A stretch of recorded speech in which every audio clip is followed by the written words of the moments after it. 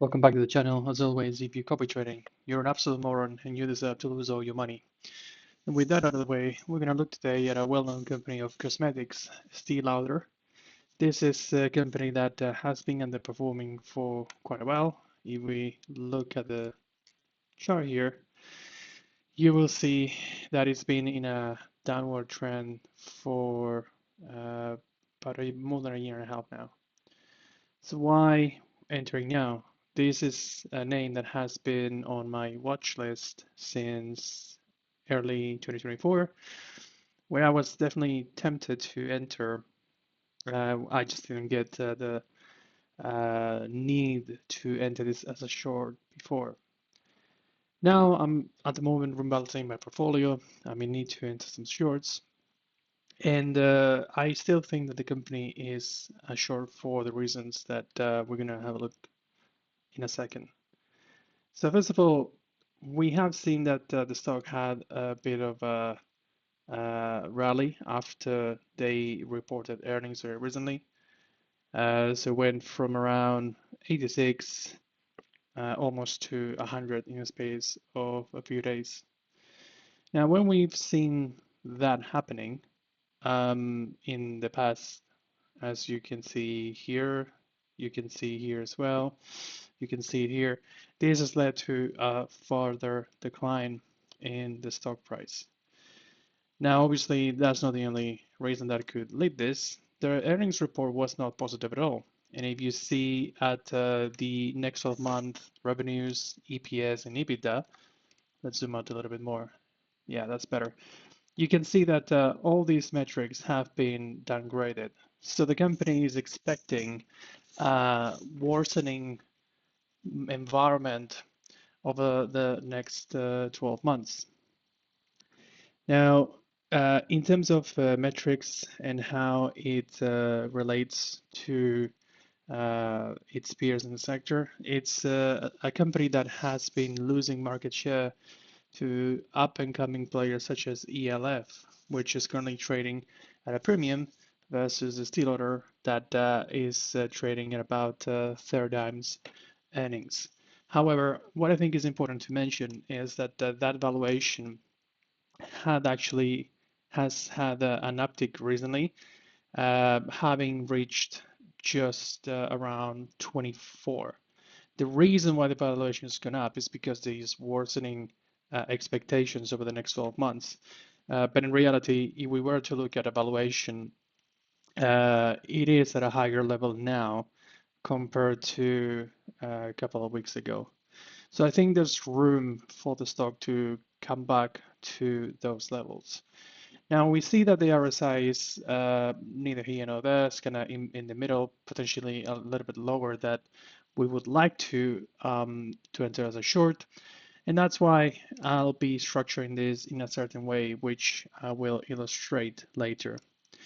Let's take a look at the expectations. Like I said before, on all fronts, there is a worsening macro picture. So we see a big drop in sales, EBITDA, EBIT, EPS, and EPS gap. So you see how ever since the end or late month of May, there's been a widening gap between the stock price and all these metrics. And now we have reverted that gap, and I do think that creates an opportunity for the stock to get below this blue line again.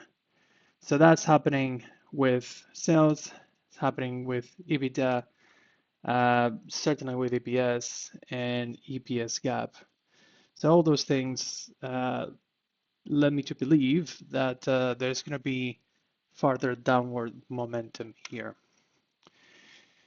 We see the same thing for estimates on all fronts when we look at a little bit longer term. So this is not a 2025 thing only. It's affecting 2026, 7, and 28. Again, on all fronts, sales, EBITDA, EBIT, EPS, and EPS gap. Now, historically, the company has had a track record of not being very forthcoming with the disclosures which led them to have some issues to settle in court. At the moment, they are being quite upfront in saying that they expect losses in the further quarter. And whilst I don't think that that could give us massive downward momentum in the near term, I think in the medium term can be a little bit more interesting. So I'll explain here why. We see that when we look at the EPS, the company just announced that they lost on a GAAP basis 80 cents per share.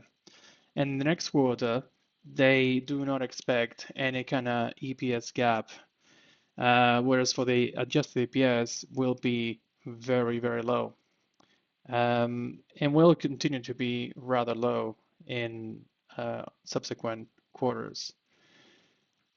At the same time, debt is still rather high.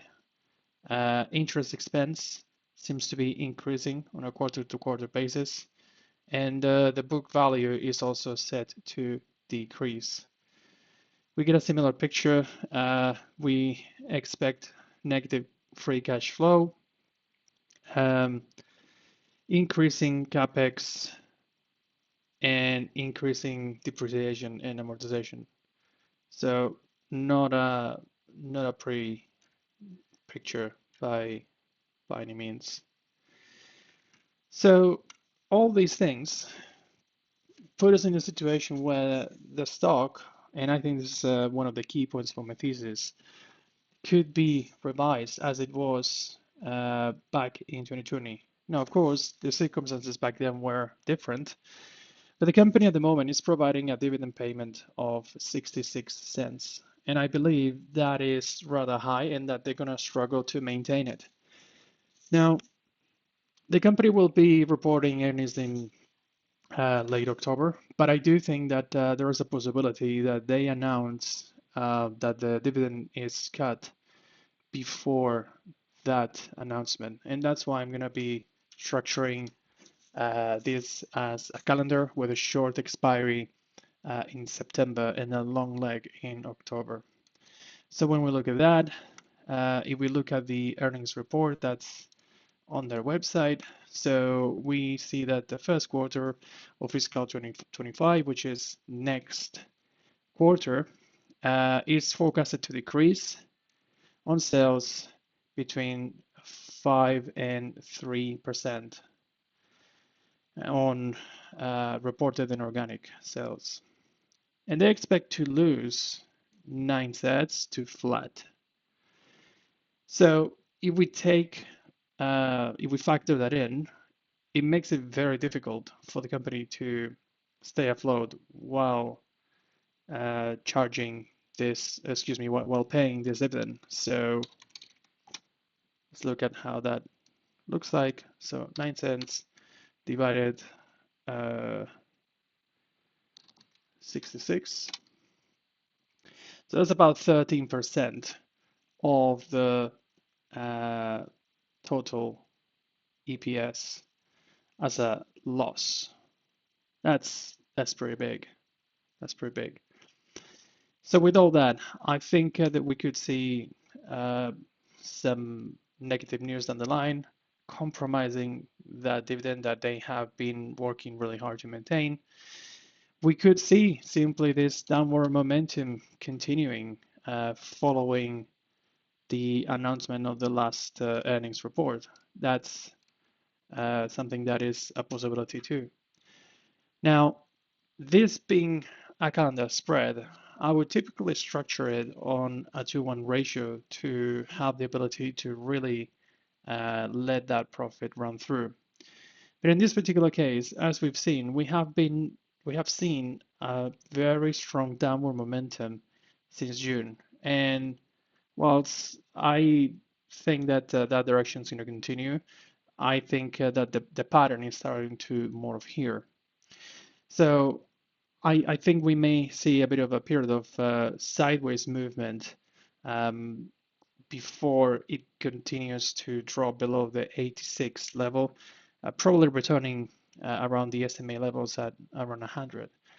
So my proposed structure here is as follows. I'll be buying two $90 strikes of the 18th of October expiry and selling one 90 strike of September. So that's on a 2-for-1 ratio. The cost 440 on the October and 3 credit on the September one.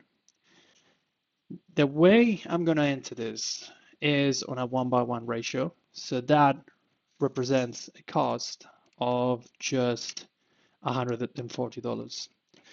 And then I will probably wait till the stock price goes back up a little bit, perhaps to 100, and enter or add to the long leg at a lower price, decreasing dramatically my net spend, and then let it expire September and let the profit run through on the October expiry.